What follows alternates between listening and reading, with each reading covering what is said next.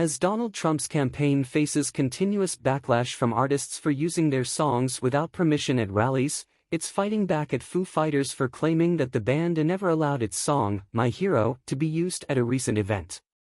My Hero played during a Trump rally in Glendale, Arizona on Friday, when the former president introduced Robert F. Kennedy Jr. shortly after the suspension of his campaign.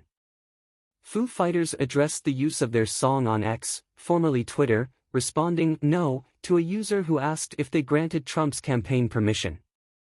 A rep for Foo Fighters reiterated to Variety that the band did not approve of the usage.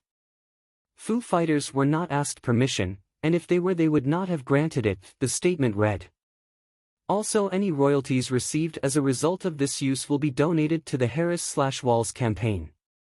However, Stephen Chung, a Trump spokesperson, claims that proper routes were taken to get approval for song usage. In a statement sent to The Hill, Chung said, "We have a license to play the song."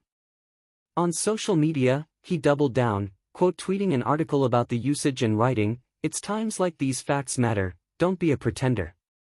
At Foo Fighters, referring to a few of the band's song titles.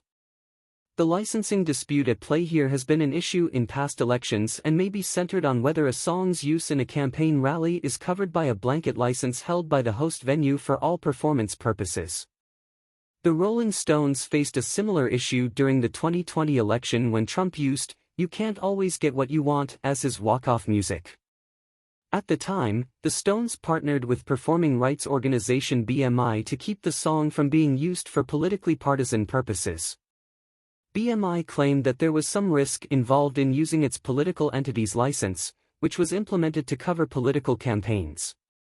The Trump campaign has a political entity's license which authorizes the public performance of more than 15 million musical works in BMI's repertoire wherever campaign events occur, stated BMI at the time.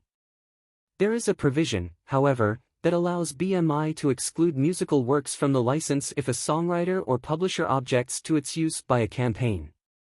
BMI has received such an objection and sent a letter notifying the Trump campaign that the Rolling Stones' works have been removed from the campaign license, and advising the campaign that any future use of these musical compositions will be in breach of its license agreement with BMI. So far this election cycle, Celine Dion and the Isaac Hayes estate have objected to Trump using their music at rallies and in campaign efforts. On Friday, a federal court granted the Hayes estate a request for an emergency hearing to secure injunctive relief regarding Trump's use of the music.